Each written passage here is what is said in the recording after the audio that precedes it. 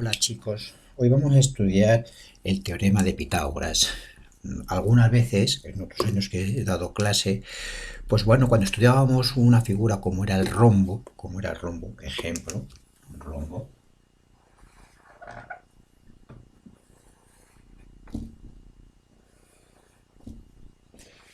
nosotros decíamos que para tener en cuenta lo que era el rombo, el área del rombo, teníamos que ver lo que serían las diagonales. La diagonal mayor y la diagonal menor. Y me preguntaban los alumnos, sabiendo las diagonales, ¿podemos llegar a saber lo que miden los lados? Sí. ¿Sabiendo las diagonales, podemos saber lo que miden los lados? Sí. ¿Cómo podemos saberlo? Precisamente aplicando el teorema de Pitágoras. El teorema de Pitágoras es algo que se ha llevado a cabo desde hace tiempos inmemoriales para la construcción de grandes edificios, como pone en los apuntes. ¿En qué consiste el teorema de Pitágoras? Para entender el teorema de Pitágoras, lo primero que tenemos que saber lo que son los ángulos, lo que es un ángulo. Me explico. Si yo tengo un punto y doy una vuelta completa a ese punto, lo que recorro son 360 grados. Si yo tengo una línea, media vuelta y otra media vuelta, cada una de ellas forman 180 grados. Por supuesto, si una vuelta completa recorremos 360 grados, media vuelta son 180 y otra media vuelta serían 180. Si yo me encuentro con que tengo una línea y tengo otra línea totalmente perpendicular que lo corta, lo que hace es dividir esos 360 grados en 4 ángulos. Cada uno de ellos va a sumar 90 grados. ¿De acuerdo? Pues para entender el teorema de Pitágoras tenemos que saber precisamente lo que es los ángulos que se llaman ángulos rectos. Un ángulo recto es aquel que tiene 90 grados. Ángulo recto es aquel que tiene 90 grados. Pues en todos aquellos ángulos rectos,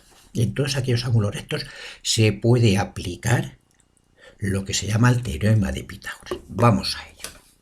¿En qué consiste el teorema de Pitágoras?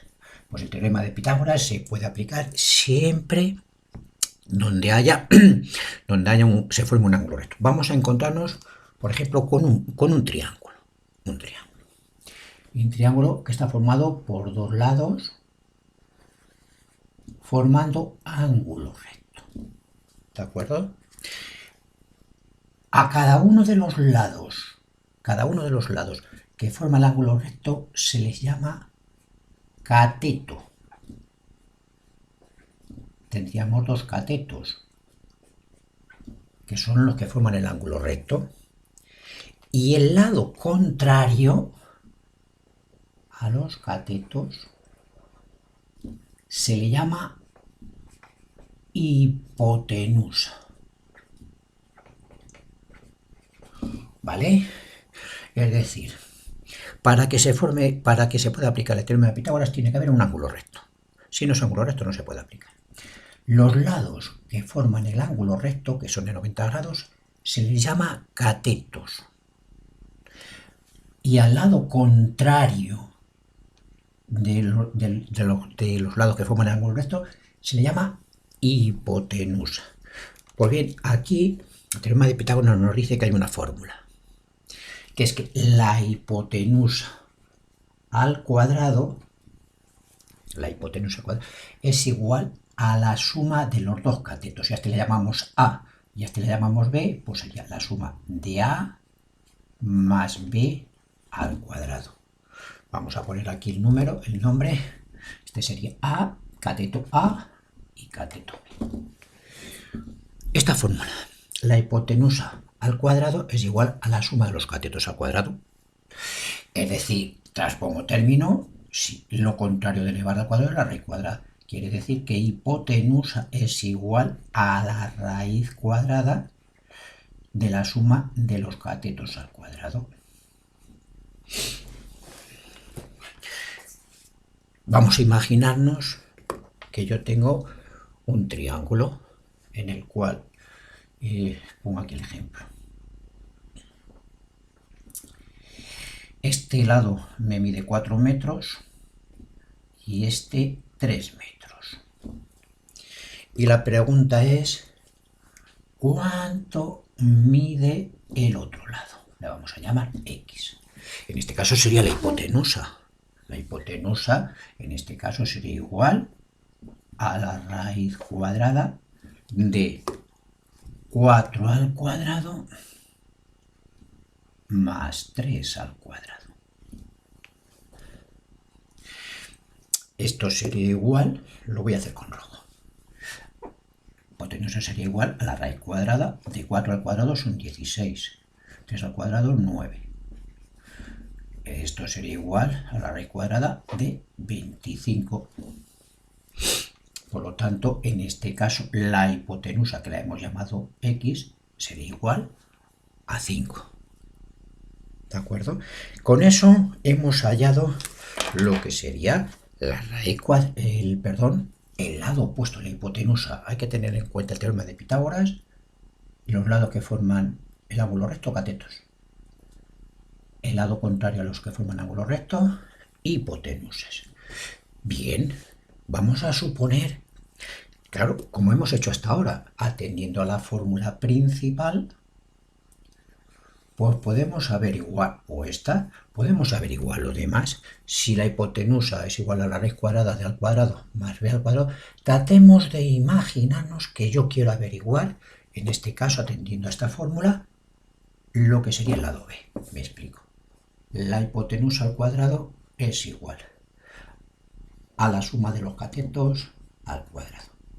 Y yo quiero averiguar lo que vale b. Transpongo términos. ¿Qué está haciendo el cateto A? Sumando, pues tendríamos la hipotenusa al cuadrado menos el otro cateto, el cateto A, será igual a b al cuadrado. Como tengo que despejar el cateto b, lo contrario de elevar al cuadrado será raíz cuadrada. La raíz cuadrada de la hipotenusa al cuadrado menos el cateto al cuadrado será igual al cateto b. Lo mismo podría ocurrir si yo quiero averiguar el cateto a. La hipotenusa, la raíz cuadrada de la hipotenusa al cuadrado menos el cateto b al cuadrado me va a dar igual al cateto. Es decir, atendiendo a estas tres fórmulas, podemos averiguar cada uno de los catetos y la hipotenusa. Ha habido casos en los cuales, por ejemplo, aplicando el teorema de Pitágoras, podemos averiguar por muchos conceptos. Por ejemplo, tratemos de imaginarnos que yo me voy a una torre. La torre del Castillo de Arévalo. Esta torre del Castillo de Arévalo pues provoca una sombra. Esta sombra, vamos a suponer que son 18 metros. Y si yo miro desde el final de la sombra hasta la punta de la torre, la distancia, esto me mide 20 metros, vamos a poner. Y la pregunta me dice, ¿cómo puedo averiguar lo que mide la torre? En este caso tendría que averiguar lo que mide un cateto. Vamos a llamarle cateto A. Cateto A, pues entonces en este caso el cateto A o X, como le queramos llamar, va a ser igual.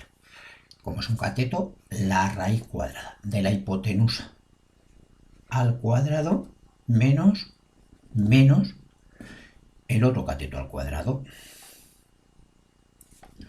Y con ello puedo averiguar lo que mide la torre. Es importante que tengamos, por lo tanto, en cuenta las tres fórmulas. Muy importante.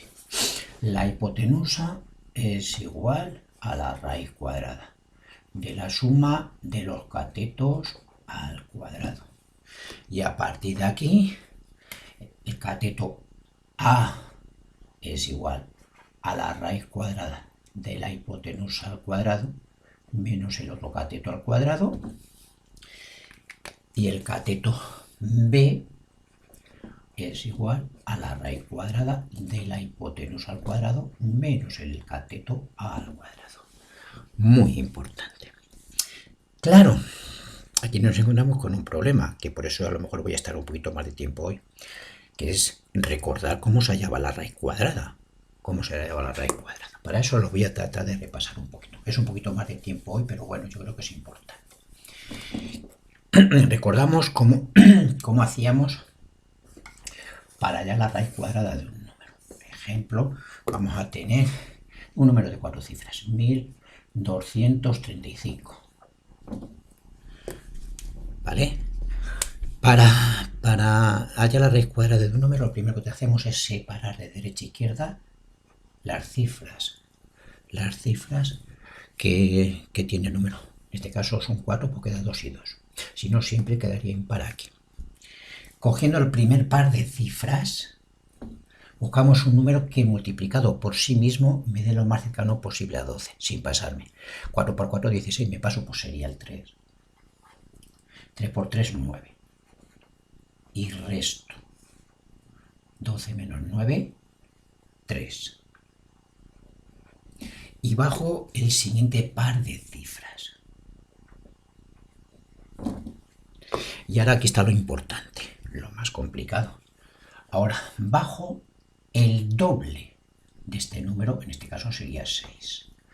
Y busco un número que añadido al 6 y multiplicado por ese número me dé 375 o lo más cercano posible ahí sin pasarme. Vamos a suponer que fuese el 6. Vamos a suponer. Pues sería el 6, 6 por 6. 6 por 6, 36. Y 6 por 6, 36, 396. Me paso. Por lo tanto, lo elimino. Vamos a ver con el 5. 6, perdón, voy a quitarlo y voy a ponerlo con otro color. 65 por 5. 5 por 5, 25. Y 5 por 6, 32, 32. 325, pues sí que me da. Por lo tanto, el 5 me ha cabido, le subo 5. Y ahora lo que hago es restar. 325 y me da 10. Si quiero poner un decimal, lo que hago es pongo una coma y bajo 2 ceros, 1 y 2. Y sigo. Bajo el doble de lo que llevo en el resultado. ¿Cuál sería el doble de 35? 70. Y busco un número que añadido a 70 me dé 1000 o lo más cerca posible sin pasarme. En este caso, pues va a ser, si yo pongo el 2, me voy a pasar. Por 2, pues serían 2 por 2, 4, 2 por 0, 0, y 2 por 7, 14. Me paso. Por lo tanto, no vale. Tendría que ser el 1. 701 por 1, que sería igual a 701. Y lo resto.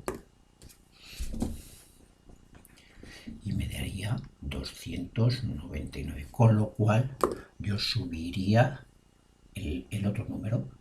¿Cuánto me daría de raíz cuadrada? Solamente con un decimal es suficiente. 35,1.